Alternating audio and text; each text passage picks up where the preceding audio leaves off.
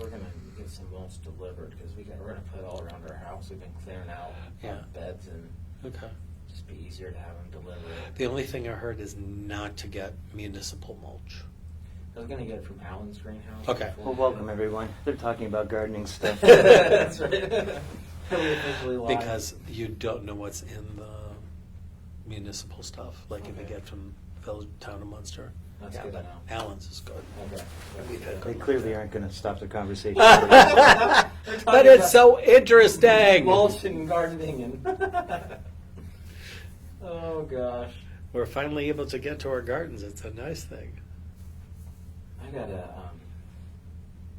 do a few things. Good. Well, good evening. I'm just logging in to see who's all watching. Turn mine down. Hey, Dan and Cindy. Hey, Renee. Thanks again for the pizza last week. Yes, much appreciated. Yeah, that was awesome. Yes, it was. All right. My in-laws were in town. We got to see them for the first time since January, and we're gonna get pizza. And I suggested tomato bar. I would hope so. But I got it vetoed because the restaurant we went to, that shall not be named, my wife and mother-in-law wanted their tiramisu. So Well. which Can I was- always be ordered separate. That's right. They were on different ends of town, so There you we go. were. It was when that crazy monsoon hit us on. Oh, was that last Saturday, or Saturday, Friday? yeah. I don't know. So we did not have pizza tonight, though. No. I've been wearing my plaid mask everywhere I go. I love it. I do too. Yeah. I hate this part. The foggy. When you're like, Fog I out. can't see Yeah. anything now. So it's like I do this and I put Yeah, I it do on this. my I shirt. can't see. Like Quincy's face is just a blurry ball of hair. You're not missing much. You're not missing That's much. the detail of the. And Jeff is here. That's right. Jeff Servo. Hey, Chris. There's some type of life hack where you put like Hey, a Ray. Kleenex or a napkin at the top of the mask, and then it won't fog up your glasses. I heard that. I tried it. I don't know. I had heard putting something on your lenses like Shaving cream. shaving cream. That's what it was. Yeah, I heard that too. Yeah, but then you're still going to be blurry. Well, you wipe the shaving cream out. I get that. Oh, okay. But yeah, still, you don't leave it. You leave a film. No, just leave it in there, right? It'll be fine. no fog, but I can't see anything. Oh, Hey, that would the be swim great. Goggles. They said use like Johnson and Johnson's baby shampoo. So I'm wondering Okay. if that would have a similar Yeah, effect. that could be. Or I could similar. just shoot some shaving cream on it and There you go. call it a day. All these good things. Send us your recommendations. Yeah, we're looking for what type of mulch you use and how you keep your glasses from fogging. There you go. We can turn this into a, home hack show. Right, yeah. Oh, that'd be fun. Suddenly turning into the Today Show. Oh, what's the show after that where they drink wine at like 8 in the morning? Oh, Kathy Lee and Hoda. And yeah, Hoda. but is Kathy Lee, did she like retire or something? That's how long it's been since I've watched that show. That's the blonde girl, right? The woman? The blonde woman? Yes. Something Yeah, like she was blonde. that. But Kathy Lee Gifford. yes, that could be another opportunity for us. Yeah, start a morning show. There we go. Wake up, Munster. That'd be kind of awesome, actually. It could be. All right, so I'll see you guys here tomorrow at 7 a.m. for a 3-hour broadcast. Wake up, Munster. I don't know about that. I think that would be done remote. We should probably introduce ourselves. Yeah. Just in case. There's Just in someone case. who's not- Who's I'm- joining us and wondering, what the heck is this Right. all How did I about? stumble on this? Oh, Hoda and Jenna. Thank you. Oh, wow. it's Jenna Please. now. Yeah, See, we Here knew. we go. That's how old I remember when it was Regis and Kathy Lee. Yeah, Yes. that's many moons ago. Right. And, And then Regis started that other show with Kelly and Regis. Kelly Ripa. Yeah. Yeah. And then now she's with Ryan Seacrest? Brian Seacrest. Oh, it's Ryan I Seacrest think now. so. Okay. Yeah. That guy's everything. And it was Michael Strahan for a while. Yes, was. yes. Yeah, I Yeah. remember that. There was some drama. Yeah. He left for, I don't know, more for something else. Good Morning Yeah. America, right? Yeah, he's big time now. Yeah. So, I'm Pastor Jared from Ridge United Methodist Church, just up the road. Welcome. And I'm Rabbi Len Zucrow, jumping in to the Pastors In Plaid, and I'm the rabbi at Temple Bethel in Munster. And I am Quincy Worthington. I'm the pastor here at Westminster Presbyterian Church, and you are at Westminster Presbyterian Studios as we speak. So I thought you had forgotten your own name for half a second. sometimes that happens. It's been and been a where long I week. work, and Right. that wonderful. I'm that one guy who works at the place. Yeah. It's like my mom. She'd be, you remember that one movie with that one actor in it? And I'm like, oh, yeah, Mom, that movie? That was a great movie, right. Doesn't know what- That one, of course, everyone Do you remember remembers us do that that? one. She'll do that. She'll be, do you remember Mrs. Jones who lived down the street? And I'd be like, no, Mom. She'd be like, do you know her with the white dog? I'm like, no, Mom. Yes, you do. And her daughter was, on the swim team in 1984 when you were 4 years old. You remember her. Yeah. So now I just go, oh, yeah, Mom, No, Mrs. of Smith, course. of course. It's not my world anymore. I don't know who these people are. I don't think my mom watches this, so I feel that was okay. My mom might be, so. Yeah. Oh Good to my see you this gosh, weekend, Mom. that's great. Finally got to see family this weekend, which was so nice. It's been since January, so Yep. that was good. How's everybody's weekend? Did it feel like Memorial Weekend for you? I'm interested in just checking in with people. I don't think I heard yours. How was your weekend? Any different or pretty much the same? Same. Yeah. Yeah. Nothing. I think. Oh, my neighbors across the street where nobody lives had a party, and the police came and busted it up. So Oh, that really? was Okay. there was like 100 some odd people there. my God. So that was my excitement, was talking to my neighbor at the phone and being like, "Well, this is what our middle-aged Memorial Day weekends look like now." Yep. Yeah. Well, obviously, all of us were concerned about the flooding, Yeah. and had to make those who unfortunately had some water Oh, my begin to God. wonder, is this not a biblical event that we're all living through? We had a it's- woman in our church who the sewer backed up into her basement. So after they finally got the water out, what was left in their floor, Ugh. I felt so bad for them. Yeah, someone had a picture. I think it was on WGN of a sewer that literally exploded. I saw that. Yeah, I saw the posted sewer main that. like, Yeah. shot out. That A was spout crazy. came out of it. Like a geyser. Yeah. Is that here in town? Yeah. Wow. That's nuts. Yeah, and then the scary was over on Homan near Broadmoor, where the road dips underneath the old train track, and any time it rains, that whole floods and someone's car was submerged, and a young kid and I guess a neighbor or a relative were able to go rescue the guy. I think they're my neighbors. We I have, think there were two women who had saved them. Was it? Yeah, I don't know. We have yeah. church members that live on that corner, though. Yeah. So It's scary. It's scary. I mean, you're told never to go near water because as it moves, it will just take your car and send you reeling. someplace. Yeah. I mean, if you're near a river, forget it. It's dangerous. Tulsa, I hear, is where it takes you. Tulsa. Oklahoma. Yep. Okay. That's On the plane. Musical. Yes. Maybe you could Oklahoma. Yeah. turn into a swept away to Tulsa, Oklahoma. There you go. I played Buffalo Bill in Annie Get Your Gun when I was in 9th or 10th grade. For half a second, I thought you were going to transition to Buffalo Wild I Wings, was the and I got Wiz in the excited. Wiz. You were the Really? Wiz and the Wiz? Yeah. Man, So many comments just came to my mind about that, Jeff. None of them appropriate. No, I guess. Be mindful of the company. Yeah. Well, that's impressive. That's impressive. So, Yeah. any comments yet, Jeff? Now that we're 10 minutes into this and totally nowhere just near. a bunch of hellos, and Cynthia says that the flooding was by her son's house. Oh, wow. Oh, okay. Yeah. Yeah. Yeah. Well, here's something I want to bring up that's not on any of our topics really, but knowing that you have a Korean dad and you're Jewish and I am about as Anglo-Saxon as you can get, I wonder about the response of the clergy community to what happened in, what was that, Baltimore this week with the police officer standing on the guy or leaning on the guy's Minneapolis. neck. Minneapolis, that's right. Baltimore Was prior, yeah. Right. Yeah. It's sad when you can't keep these things straight. Yeah.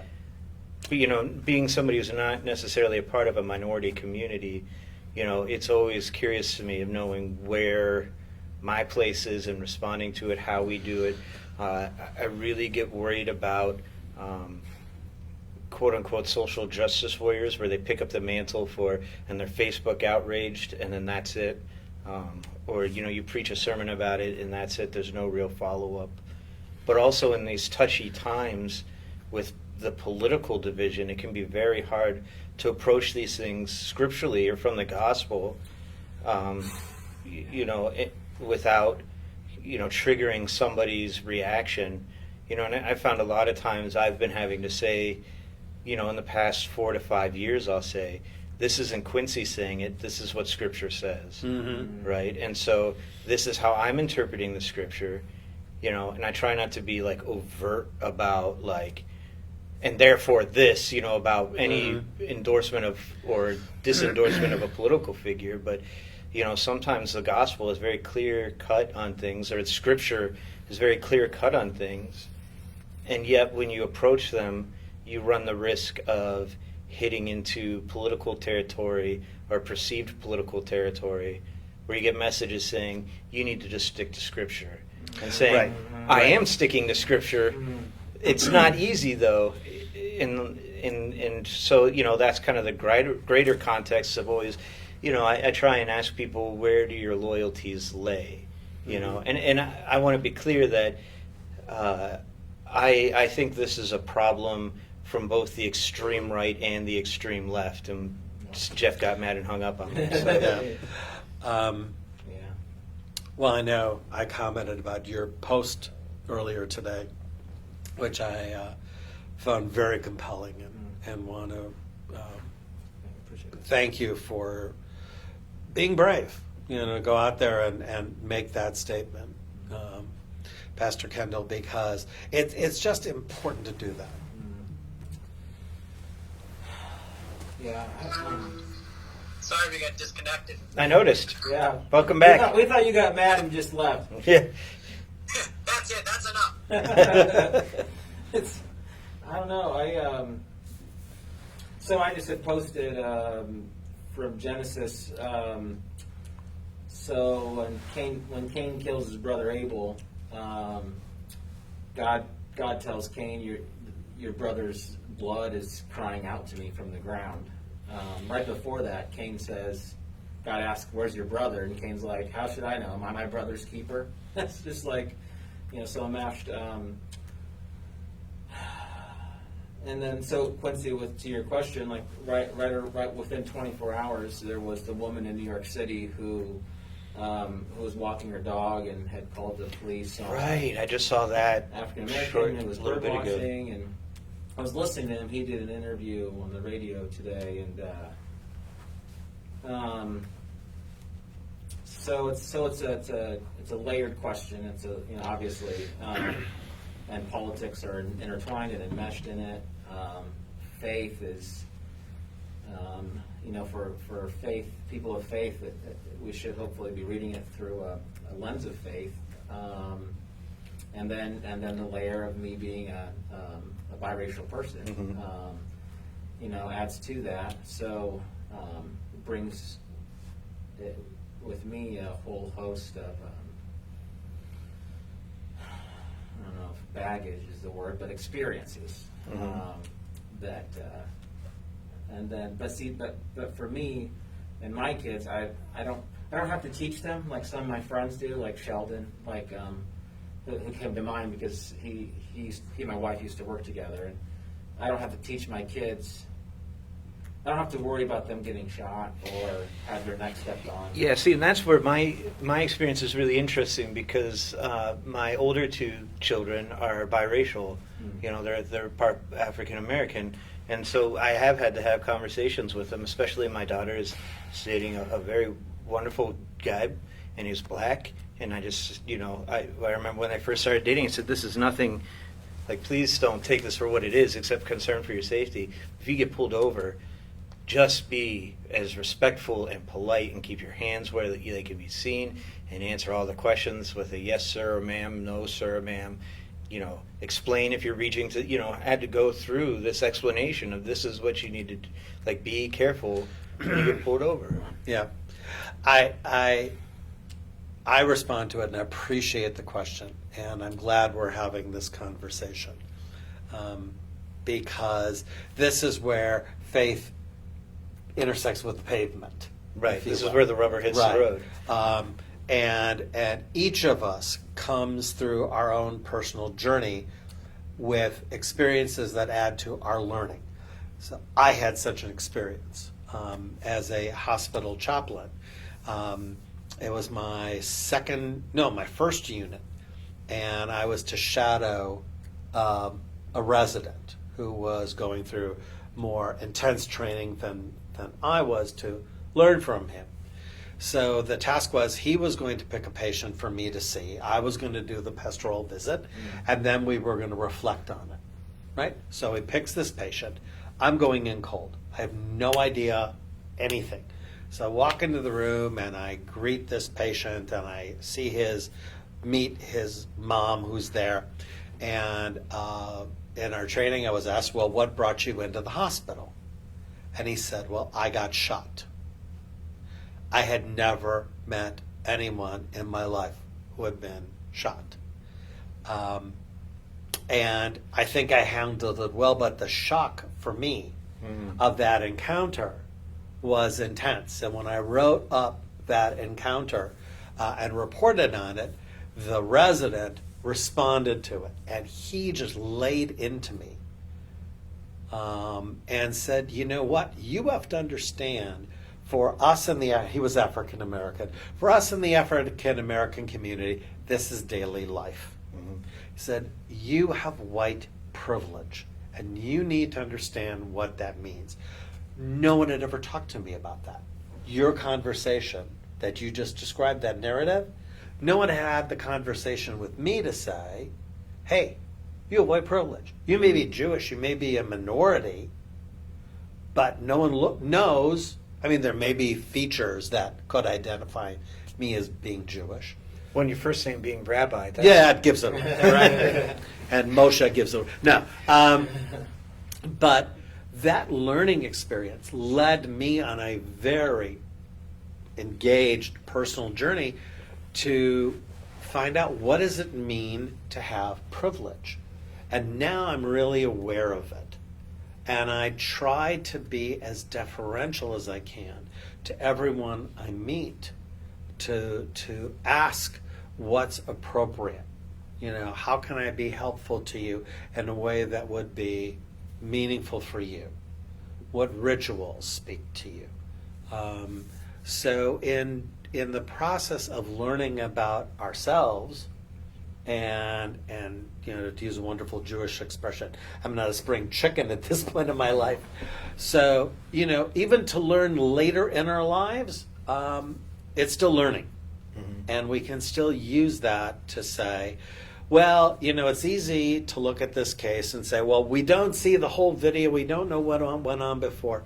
It doesn't matter. The fact of the sanctity of life, which all of our faith traditions speak to, and taking a life, which our faith traditions speak to, and presumption of guilt and innocence, which again our traditions speak to, have to operate. And then we have to think about those who are marginalized, be it by race, be it by gender, be it by ethnicity. I think about that a lot.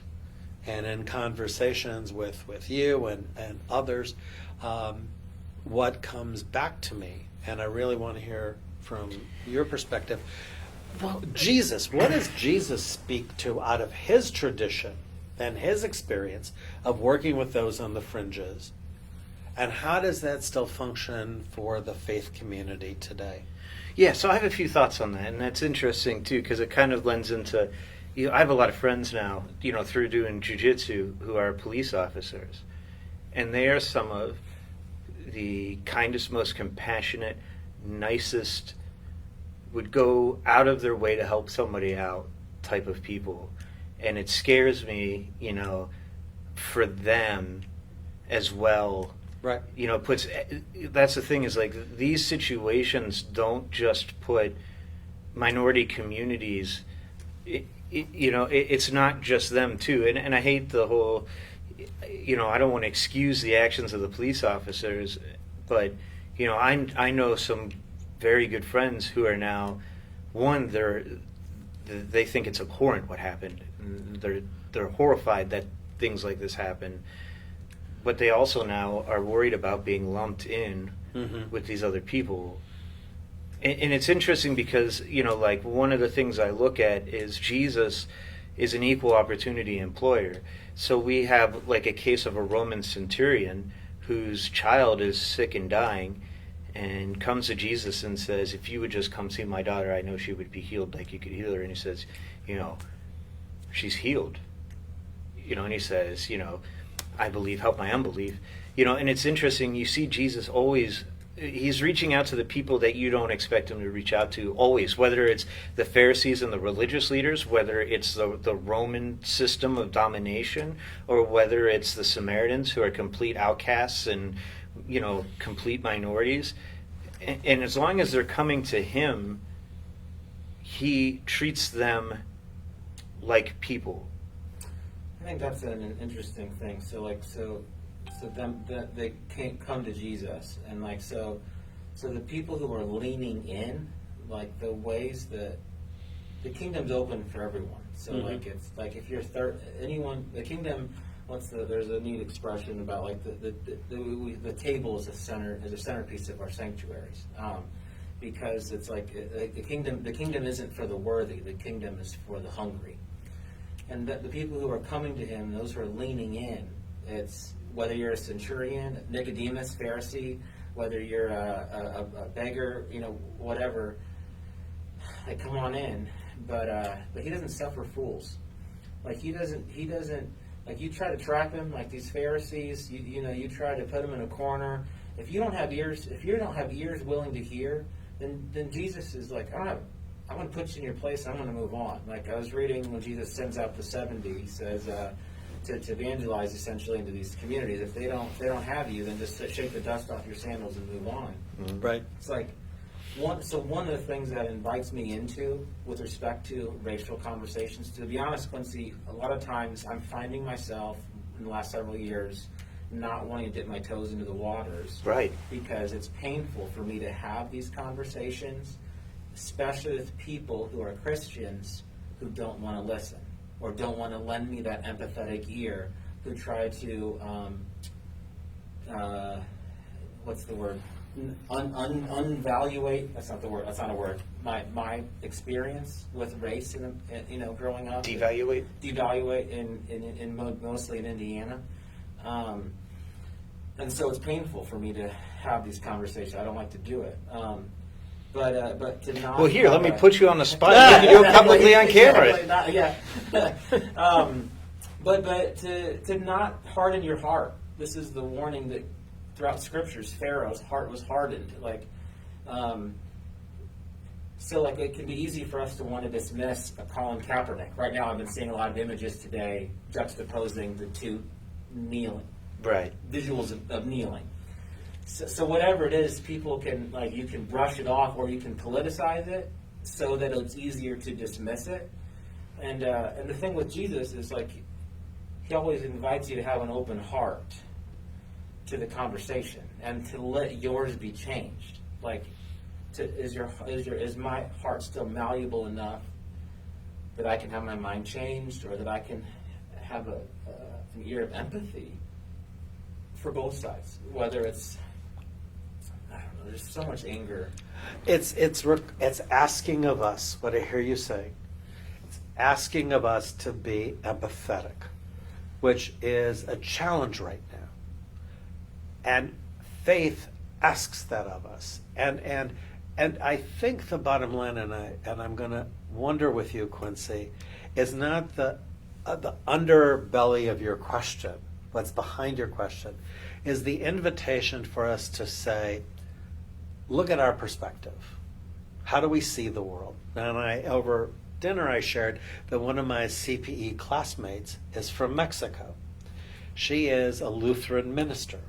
Because Spanish is a gendered language, there is no word in Spanish for a woman pastor. Her mom calls her padre. All right? And she giggles at that. She relishes that and finds it, I guess, funny, but it says so much. When language doesn't provide a way to acknowledge my friend Maria as a woman pastor, then she becomes a nonentity because it doesn't exist. She is, in essence, a pioneer. She's crafting something new for her church. And who is her church? Her church is really the people that, and she talks about how Jesus is the seat for her work. Her church are disenfranchised. It's gays and lesbians and folks who are on the fringes. Everyone needs church. Right. Okay? An African American woman who's part of my class has a church that is there to serve the homeless. I mean, these are God's children too. And if we look at each other as God's children unified, and then ask ourselves, to go back to the question I dealt with, who am I? Where is my privilege? How do I fit in? And then open ourselves as well to narrative. What is the story? And what I heard you say, Jared, is, am I hearing the story? Am I aware of someone else's pain? I mean, and I wonder about, this reminds me of the Kitty Genovese case. Way back when in New York. Oh, yeah. Where she was attacked and screamed for help, and people opened up their windows and then did nothing. Now they would record it on their Right? phones. Right. And even with recording, people stood around and I can't imagine someone not stepping in and saying, stop, Right. stop. I mean, that, and then if we had the benefit of running that tape back and running the event back, to think about, yes, what does it mean for, I didn't even consider, how do police officers now look as a result of this? And you're right, the generosity, there are so many stories of police going to the grocery store. Well, I mean, just and look at buying- Officer Greist in Right. Munster and what he's been doing. I mean, Yeah, and buying food for people and going out and getting things for people they know. And just the approachability. Or my walking, you want to talk about minority? My walking out of my congregation and my building and seeing a Munster police car there. Knowing that I got you covered, Rabbi. I mean, synagogues are risky places. I mean, we have to have levels of security that other places may not have to have. And, I've been told, you shouldn't be in the building by yourself at night. It could be dangerous. You don't know what's going to happen. Maybe it's privilege operating. Maybe it's, I'm such a God believer that I imagine God's watching me and I'm going to be okay. I don't know that. But yet, there are dangers, and it's awareness of that. Mm-hmm. And And how do we break down those barriers, which we're doing, and which is why I love these conversations, to grow our humanity, to grow our awareness. Jeff, do we have any comments or questions yet? The only comment we have is Renee says she had a wonderful educator explain to me what white privilege really is. And it was a few years ago, and it was a big shift for me, even though I grew up in a very multi-ethnic community. Wow. I'd love to have Renee explore that a little bit more with us. How she, what that journey was like for her. Yeah. Because, your narrative, Renee, is our narrative. And in sharing that narrative, and what I'm hearing is your awareness of growing into that, and it changed you. And faith asks us to change. Faith asks us to invest. I love the narratives of folks who say, I've never been to church, or I wasn't sure about church, and then come and fast forward, they're our most involved member. And to watch that trajectory of what leads to that moment is so affirming to the work that we all do. And then it says to us, yeah, this stuff works. This message that we preach and teach more than preach, hopefully. And sometimes the throwaway line, we'll say something to somebody, as was said often, I assume to us as well, that really touched somebody deeply, and we didn't even think about it. So, like, one of the questions that I was asked, that's, I don't know if it's a throwaway line or not, but it's one that I have found compelling for a while now, is what will heaven be like? And so it's just this working with the end in mind. Mm-hmm. And one of my favorite images of heaven is and we're having Pentecost this Sunday. So when everybody heard the message in their own tongue, for Pentecost, for the Christian tradition, I understand that our stories are crossed, but when I'm thinking of the Christian Pentecost and the Holy Spirit. But in Revelation, it talks about this wave of people who, every tribe, every tongue, every nation. And so, like, if that's what heaven will be like, then we should be living into that reality here and now. Right. And so, so one of the things I value about this conversation, and then being new to the community, last fall we had the honor of hosting the community interfaith Thanksgiving service, and we all have our own beliefs. We're not all the same religion. When we honor and respect each other's traditions, even when Quincy and I joke about or tease each other about the Presbyterian Methodist, differences, to be able to gather together with people of different color of skin, different language, different religion in one place, and that's a rare thing. I've never been a part of a service like that before, and to me, that there was a taste of the kingdom come. Yep. And so I don't know, Quincy. It's hard. It's a hard conversation. It's been, honestly, when I woke up this morning. So we get up so early with our kids these days, and I felt really overwhelmed. I just felt really overwhelmed. The problems in our world seem so big that this morning it kind of was taking my breath away. With the two videos of the racial instances recently, in the last 24, 36 hours, obviously COVID, politics, economy. I mean, it just all seems so overwhelming. Yep. Yep. It's a heaviness. It's a weight that's on all of us. That is, we're all looking for that piece of salvation, if you will, the deliverance. Where is the deliverance? From where will my help come?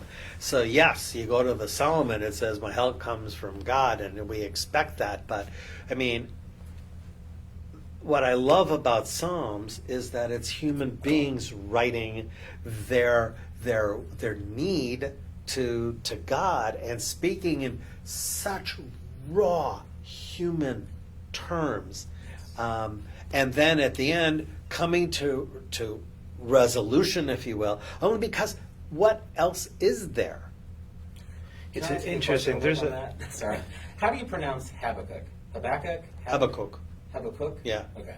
Because there's similar there. I was reading that Yeah. today. Well, I mean, and he's the yeah, end of I'll prophecy, rejoice. Yeah. right? He and Malachi, who Malachi is not even Yeah. a named prophet. Malachi simply means my messenger. Yeah. right. Okay, so he's this unknown guy. But again, I just want to reflect on Psalms in that Psalms are universal. I think Psalms speak to all of us because it's us speaking to God. It's us saying the word. There's this interesting place in Luke, and unfortunately I'm surrounded by Hebrew Bibles, so I don't have a New Testament with me, where Jesus is talking to the disciples and he's warning them, and he's saying, you people are going to start seeing, signs in the sky and in the moon, and there's going to be wars and rumors of wars, and nations turn against nations, and plagues. He's spelling out like everything is going to seem like a disaster. Everything is going to seem so overwhelming that it's going to take your breath away. And he says, at just such time, look up and you will see that your salvation draws near. Yep. You know, and I love that imagery. I love that it's a look up, right? Because I find with me, it's so easy to look down and get into the muck and mire of all this stuff and not raise my head and see what's going on around me. It reminds me of when I was in undergrad. I went to Marlborough College in Vermont, which sadly this was their last graduation. They've merged with Emerson, I was telling you about. But Marlborough's campus was a converted farm by World War II soldiers who didn't feel that they would fit in a traditional academic setting. But it was this farm in Vermont on this bowl of mountains. And all you could see man-made from campus was another lamp post way on the other side across the valley on one of the other peaks. And I would get so caught up in my work and walking to and from class and looking down at books or thinking about stuff. And every once in a while I'd remember, just look up, and I'd look up and just remember this immense beauty I was surrounded by. And I think about that all the time, especially now, of how easy it is to look down at your phone, look down at the news, look down at all these other things instead of looking up in front of us and seeing the beauty around us. Like, if I don't spend much time on social media, especially in certain, like, Facebook groups, I would never know that the world feels as divided as it does. Mm-hmm. Because people don't speak to other people in person like they do online. Yeah. And we don't invite the storytelling. Okay. And for me, narrative is so powerful. Yeah. To invite the sharing of the hurt. Yeah. So now, after that first experience of that patient that I saw, so now I'm ready. And now I can be sensitive and aware. That, this is a reality for the Black community. So when a patient comes in with a gunshot wound, I understand this is your reality. And I'm now going to minister to you in such a way, in light of that reality, without imposing my privilege on it, and simply say, let's talk about your family hurt. You're hurting. What else is going on for you? To try to draw up the emotions, the feelings, which then can be addressed. And then I can come back as the chaplain, as the clergy in the moment and say, well, here's what faith has to say about it. Jeff, do we have any questions, comments, or concerns? Renee got back to us and said, it did change me a great deal, and we had many conversations after I did more studying. I had to have an open mind and heart to really hear her, and at first it was a challenge for me because of growing up in a community where I was a white person, where as a white person I was the minority. Mm-hmm. Yep. And that, again, I don't know if anyone heard what Jeff was saying, but Renee's story was that, it led to her growth. And ultimately, I think for all of us, and we can take a pivot back to our story for a second. Jacob's transformation to Israel is growth.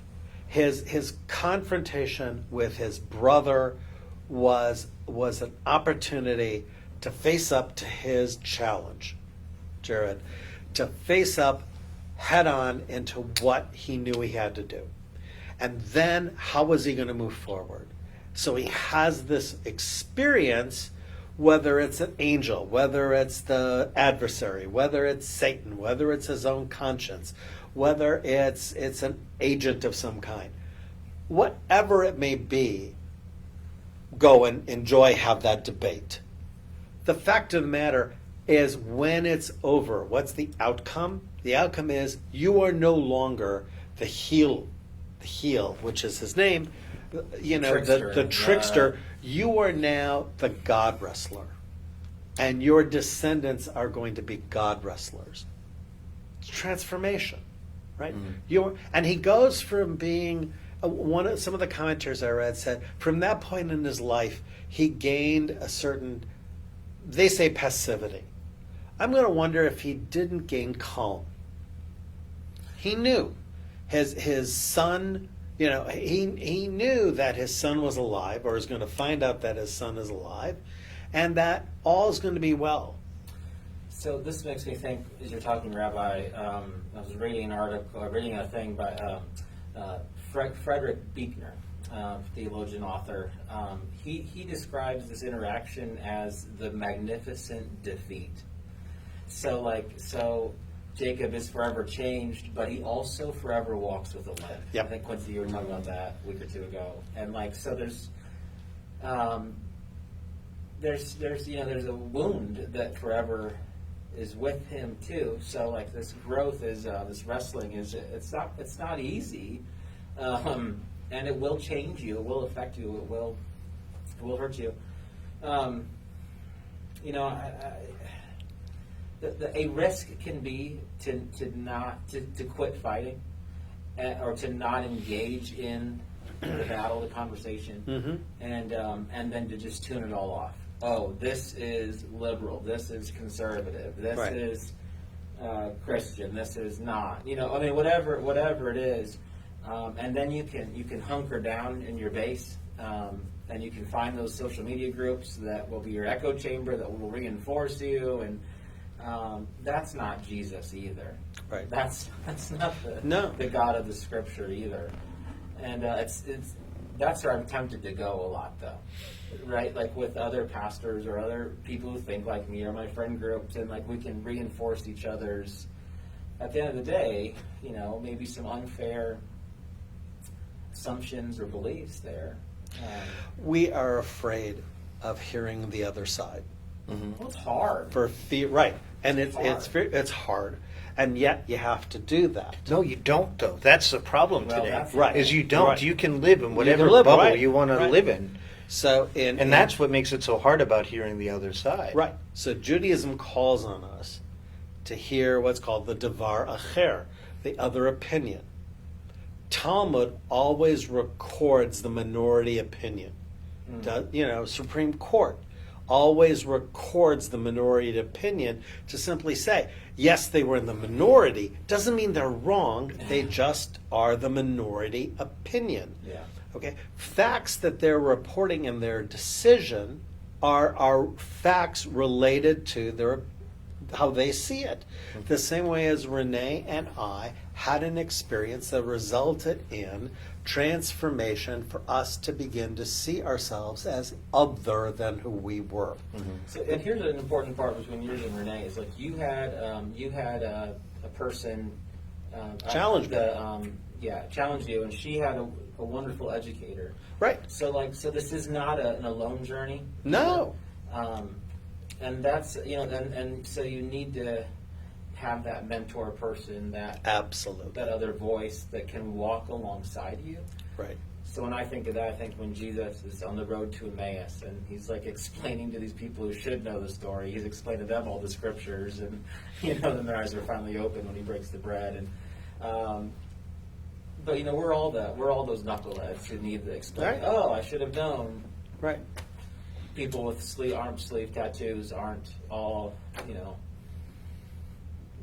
Yeah, keep going. Keep going. I'm interested to see where turning this to you goes. and see where this is going, Yeah. right? Are not I'm watching Quincy Worthington. Are you about to discriminate? Not right here. No, my favorite thing is just the mismatch of misconceptions. Right. A guy named Quincy Worthington, who's got the beautiful lush beard and the tattoos, and I love your wife's name is my favorite name in the whole wide world, Beverly Worthington. Well, it's funny when people hear the That's Reverend amazing. Quincy Worthington with his wife Beverly are showing up, they're expecting A 80-year-olds with pearls and tweed, that's you know, what I and then I walk in with my wife and everybody's like, oh, and they're looking behind me to see if maybe little old man Quincy Yeah, is where is behind he? him. Where So- is he? Cracks me up. Yeah. Cracks me up. So again, I think this is beautiful because it brings us back to where we started, in a way of what influence, we know things that influence our perceptions of things, and then how do we widen that, and the challenge of it, as you so beautifully and and you struggled with it, Jared, to say where you're coming from. Yeah. And I hear you. I hear you. And my prayer is get us to the point where that angst isn't there for you anymore. Yeah. That knowledge that you're going to be accepted for being Pastor Jared Kendall, for who you are and what you are, and the gifts you bring to all of us is what we look at, not anything else.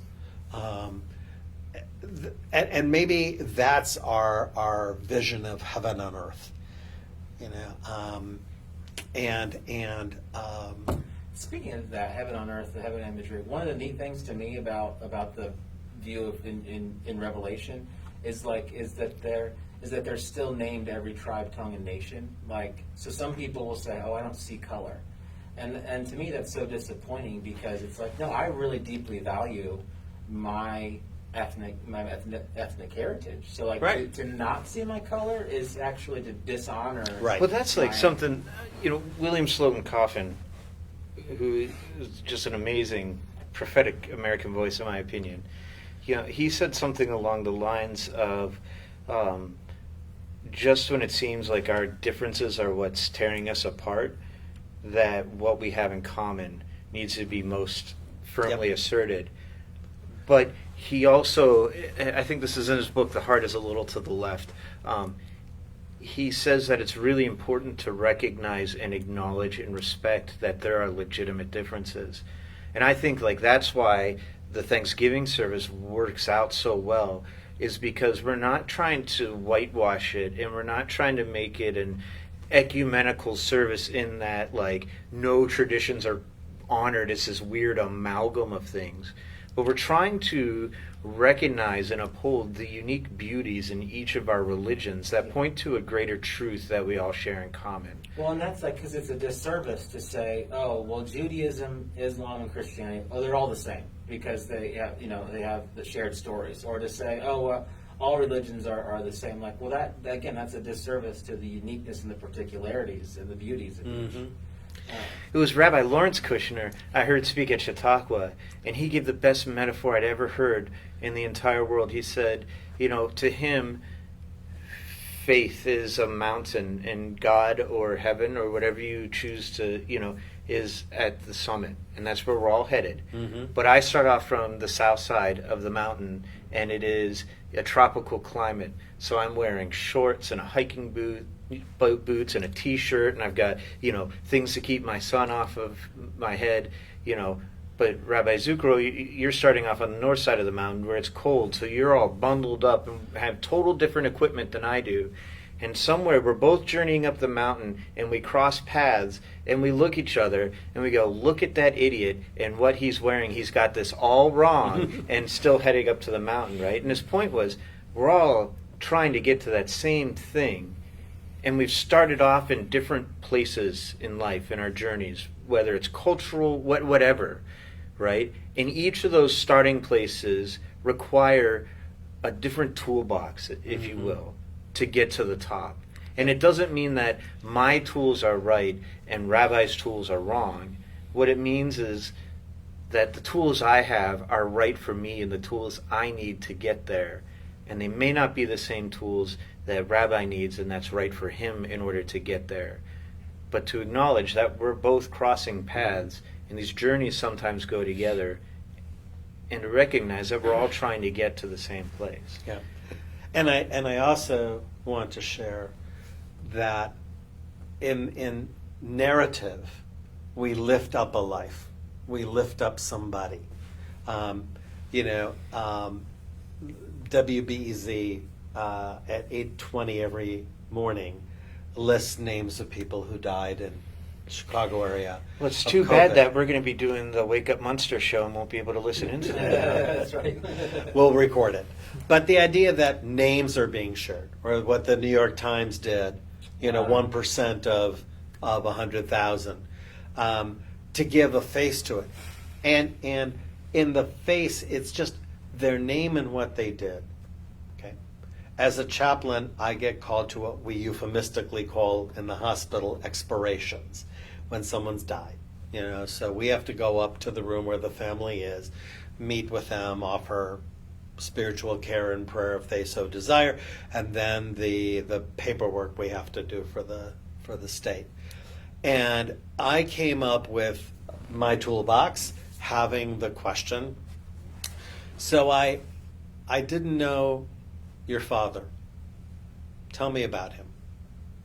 And the minute I asked that question, and this is within moments of this person dying, I watched their bodies just go limp. Because now what I've helped them do is not this sick and now dead entity there.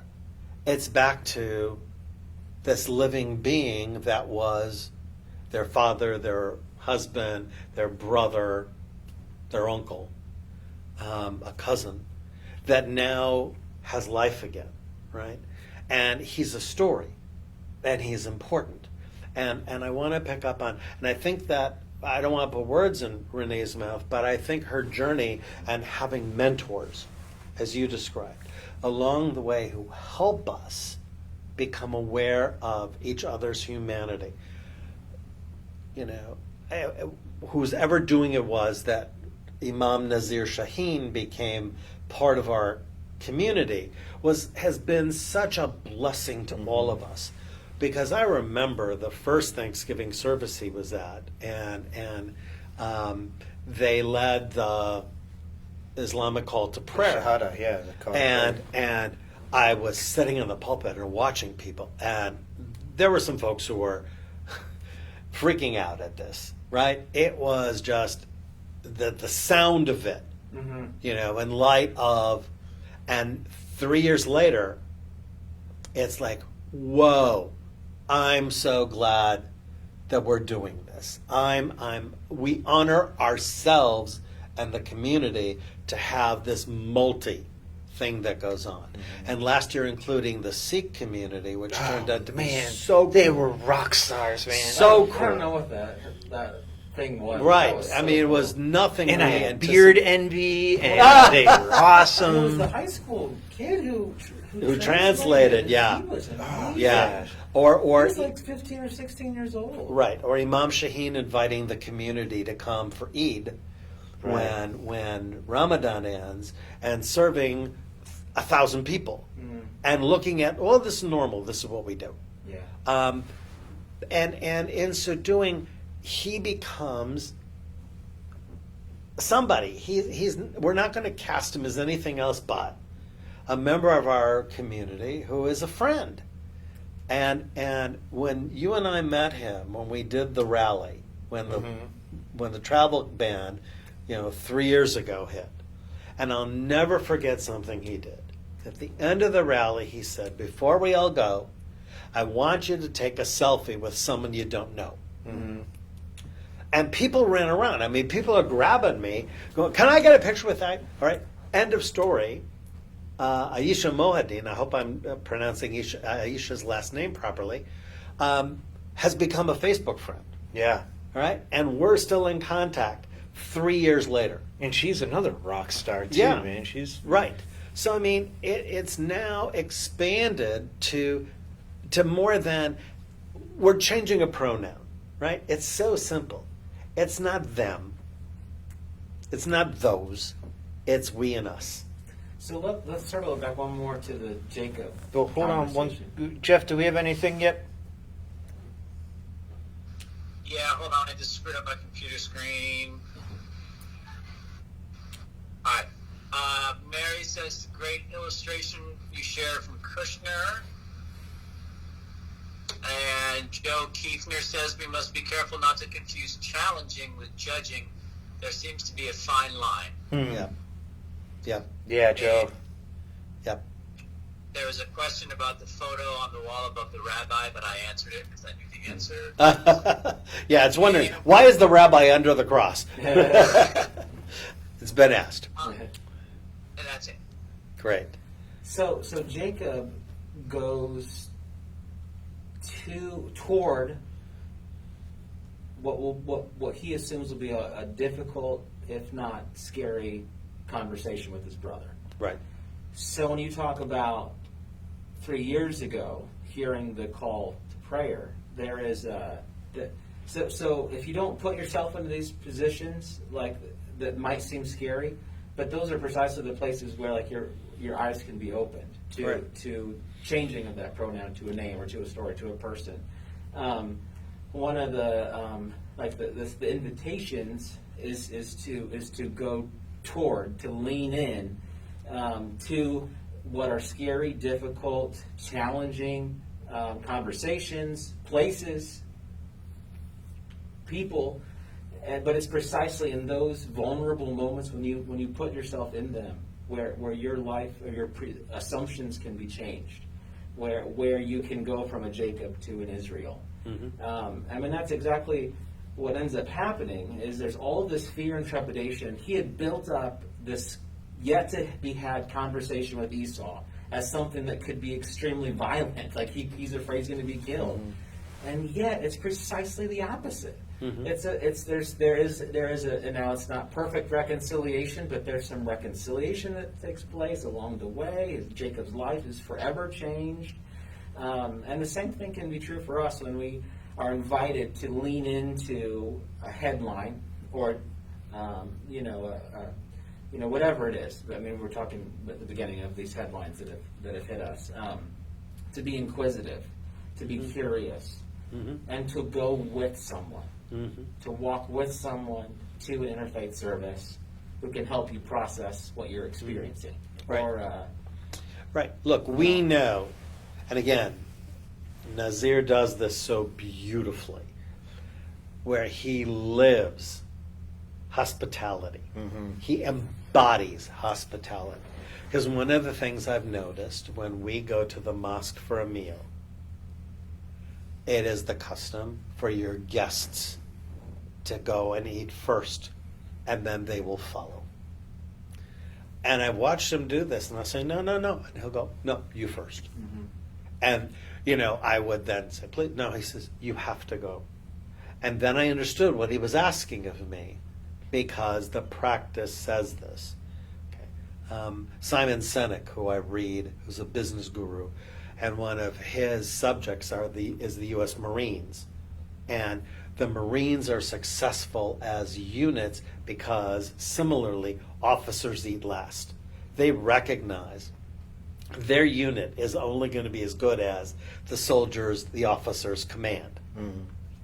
If it's flipped and the troops don't care about the officer because they're out, doing whatever and having the good time while they're cleaning the barracks, they're not going to have the loyalty. And that was part of the problem in Vietnam. My uncle was a Marine who served, and some of the stories he came back were horrific. Yeah. So the modeling, again, it's modeling, it's mentoring, it's language. It's so attentive to language. How we use language that may be sexist and not even thinking about it, and falling into traps. I mean, there's somebody in my class who used the expression "those people." Well, that's racist. Okay, but how many of us think about that when we say "those people"? And then there's the ... and you fill in the blank with whatever. It's not being kind and generous. It's you don't know what the need is. I have a wonderful story of a woman at a food bank. My cousin tells this narrative. She wrote this piece in Tucson of a woman who had done very well in her life, had an injury, went on disability, couldn't get a job back, fell on hard times, then ended up living with her mom on their Social Security, and she reached a point where she ran out of food. Had never, ever happened to her in her life. And she had to go to the food bank to get food. And she sat in the parking lot crying. Now, she would appear to anybody looking at her as, what are you doing here? You shouldn't be here, right? And yet, no one at the food bank judged her. Right. She was welcome. In fact, someone said, do you garden? And she said, well, not really. Come, I'll show you. We have a gardening project. We'll give you some space and you can grow your own food. End of story. She got back on her feet, and she's now a board member. Well, hey, we unfortunately are out of time, so we got to end on that note. Now, listen, there are a few things coming up. So next week, Jared's got some church thing to do, and so we actually are going to take next week off. We're going to just pause. So next week there is going to be Pastors in Plaid, and then the following week, Jared's got some church thing to do. Vacation. Oh, vacation. Yes. Jared gets to take a vacation. So it'll just be Rabbi and I right now. Maybe Right. we can see if Imam That would be awesome Shaheen if could join us. or Imam Abbas could possibly join us. Yeah, that would be great. fantastic. So we will see what we can do on that end, and then for the next 2 weeks it'll be just Rabbi Len and I. But rich people still tune in. We love you. Yes. And we want you here regardless. Even if Jared isn't, we still Right. love you. We might Right. love you even more if he's not here. Speaking of rich people, the Vacation Bible School people want all of us to teach a lesson in the middle of July. Lovely. So they've Excellent. already volunteered us. So Great. I didn't get a vote in it. But. Well, they sound like Okay. good Presbyterians. Exactly. Rabbi, will you pray us out? Absolutely. Thank Thank you you. for the honor. We call upon the Holy One of Blessing to be with all of us tonight, to be present for our families, to be present this day for our first responders, our police officers, our firefighters, our EMS, our workers who drive trucks and bring us our food and our needed daily items. We call upon you, Holy One of Blessings, to be present and support our doctors and our nurses and respiratory therapists and all who are present in our hospitals. And most importantly, we ask for the Holy One of Blessing to do that very thing and bring blessing to each and every one of us. Please, God, invite us to share this time to enjoy the blessing of family, to go outside and look up instead of looking down, and to see the humanity in each one of us. Join me in saying, Amen. Amen. Thank you. Pleasure. So you all be blessed, be safe, be healthy, and we will see you in 2 weeks. And we look forward to it. Well, we will see you. Jared will be on vacation. Maybe he'll send us a postcard. 2 weeks will be a council meeting, and then I'll send you a postcard from We'll welcome it. nowhere.